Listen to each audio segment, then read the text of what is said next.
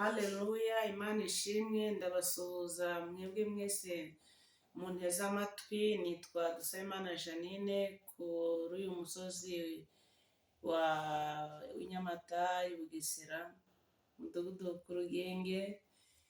Nejejwe no gushima Imana, mvuga imirimo y'Imana ikomeye, ahantu Imana yankuye hakomeye cyane ntari kubasha kwikura. Ngiye kubabwira ku buhamya bwanjye iby'Imana yankoreye. Hari abantu batekereza ko Imana idakora, hari abantu batekereza ko Imana itabaho, ariko ndabamenyesha yuko Imana iriho, Imana irakora. Imana yahumuye impumyi, Imana yazuye Lazaro yapfuye, Imana iracyakora. Ndagira ngo mbabwire iby'Imana yankoreye mu ruhande rwanjye, atari Imana numvanye abandi, si Imana yo mu bitabo, ahubwo ni Imana yanjye. Ni umwana wavutse nk'uko abandi bavutse. Navukiye mu gihugu cya Kongo, ku bankurikira banyumve, navukiye aho bita ku Mushaki, mvuka nk'uko abandi bana bavuka, ariko ngeze ku isi mpura n'ibintu bindushya. Mbere y'uko nca muri ubwo buhamya, reka tubanze dusenge Imana, kuko byose tubishobozwa nayo iduha imbaraga. Twubahe Imana dusenge. Turagushimiye Uwiteka Imana, ndagushimiye wowe wabanye nanjye kuva mvuka kugeza kuri uyu munsi. Niho wandengeye, niho wandwaniriye. Uri Imana yamvuzeho nkiri urusoro mu nda ya mama wanjye, ukomeza kundwanirira.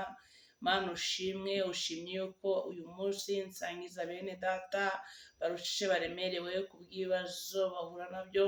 Data nyemerera uhagarare nanjye, kandi buri muntu wese wumva ubuhamya aho wankuye umukore ku mutima. Uriho wihebye, uri mu burwayi, ufite ibibazo bitandukanye, abantu barengeye bateranye, reka Data umwereke yuko ari wowe uzamurengera. Ndagushimye rero ubwo ngiye kuvuga ubuhamya. Data uhagarare nanjye, undinde kongera, undinde kugabanya. Urakoze kuko ubanye nanjye mu izina rya Yesu, amen. Murakoze cyane. Mfite ubuhamya bwo kuva mvutse buri mu byiciro bibiri. Mfite ubuhamya bwo mu mavuko yanjye kugeza umunsi wa none. Ndi umwana wavutse, mvuka nk'uko abandi bavuka, nk'uko nabibabwiye, ariko nyuma yaho muri iyi si mpura n'ibintu bikomeye cyane, bigoye cyane. Ntabwo nagize amahirwe yo kubana n'ababyeyi. Ababyeyi bapfuye, bapfa nkiri mutoya, mfite imyaka 11. Ababyeyi barapfa, barumuna banjye barapfa, dusigarana na musaza wanjye. Hanyuma tuva aho ku Mushaki tujya aho bita Igikuku, turahava tuza kuba imfubyi ahantu tutabanye n'ababyeyi, duhura n'ubuzima bukomeye cyane, ariko Imana yari yaratuvuzeho. Imana ishimwe. Tuba mu buzima bwo gusonza, mba mu buzima bwo kurwara, mba mu buzima bwo kubura ibyo kurya, abandi baryamye tukajya guca ibisombe by'abandi. Iyo umuntu ari mu kigeragezo habamo no kwangiriza.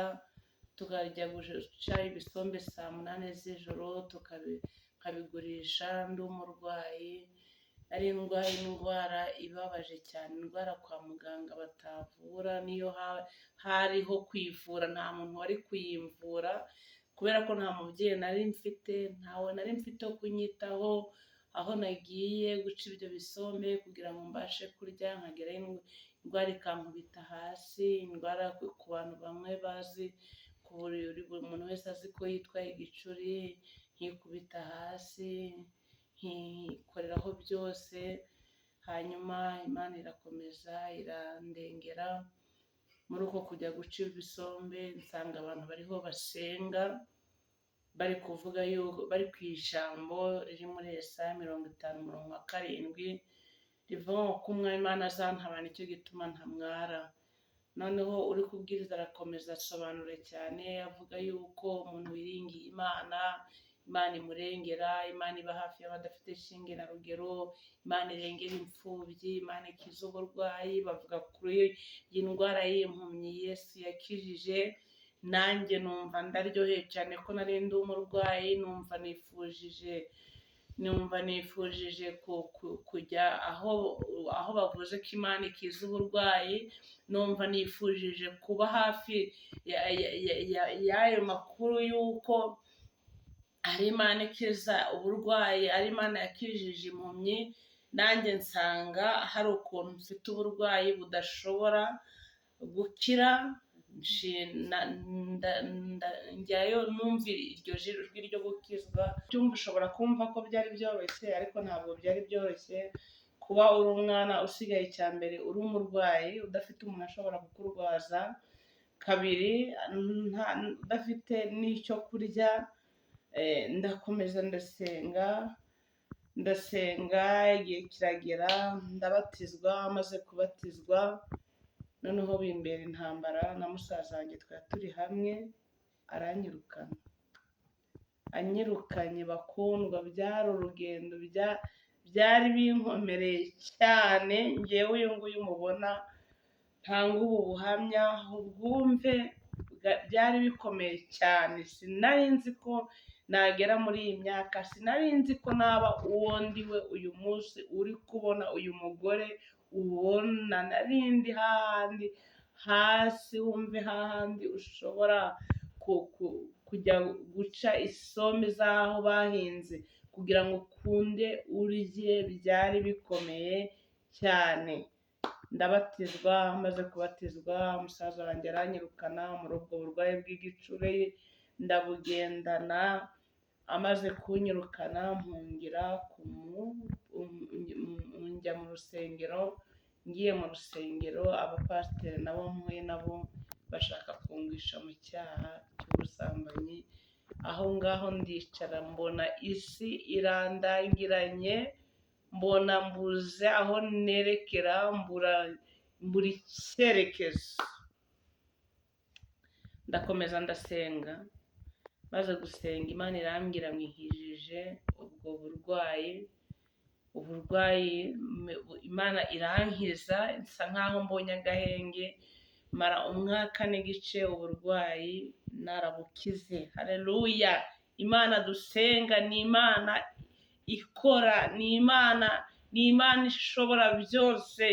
Abari kunyumva mu ntege amatwi, iyi Mana muyikomezeho. Ibyo abazimu bari kubongorera ngo abantu bari gutwika, njye ntabwo ndi gutwika.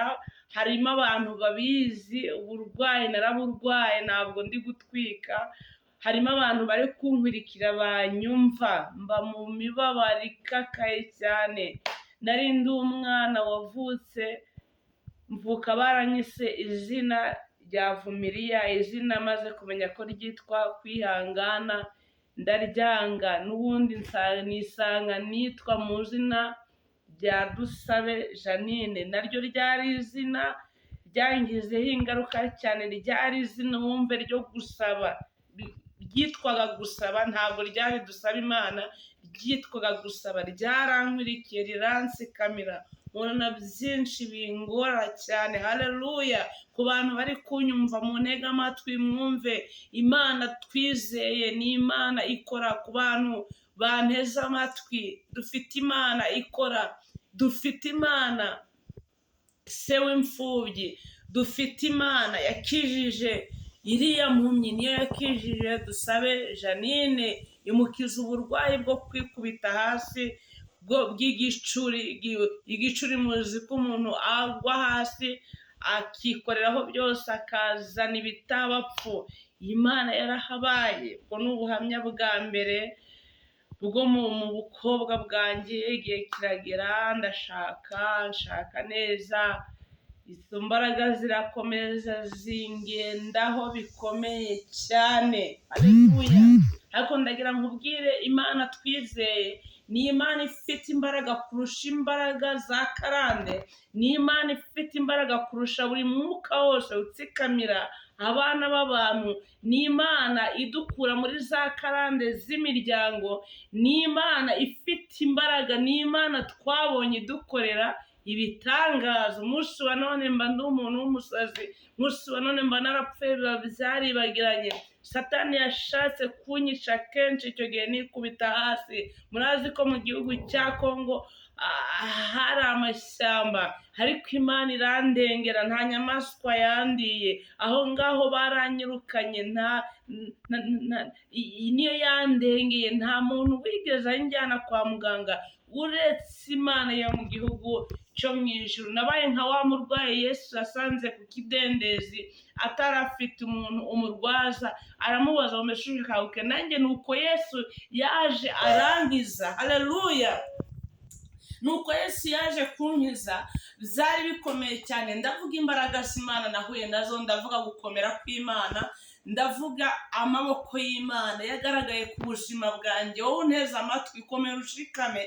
Birashoboka ko nawe ufite ikigeragezo cy'uburwayi, birashoboka ko ufite ikigeragezo runaka njyewe ntazi, ariko ndakubwira ko niwiringira Imana, ugafatira ijambo ry'uko Imana ari ishobora kukurengera, ugafata Imana mu bubasha bwawe, ukabona ko Imana ishoboye byose, ndagutangariza yuko Imana ishobora gukora iki? Kugukiza. Yarankijije njyewe uyu nguyu ubona. Niba ushidikanya, muze munshake, ndahangaha mu Bugesera, ku hafi ya Kicukiro. Haleluya! Ndashaka kugira ngo buri muntu wese yumve imbaraga z'Imana. Kuva mvutse mu myaka kuva mvutse kugeza umunsi wa none, hari abantu bumva uyu murwayi wari umaze imyaka 38 bakavuga ngo birashoboka bite?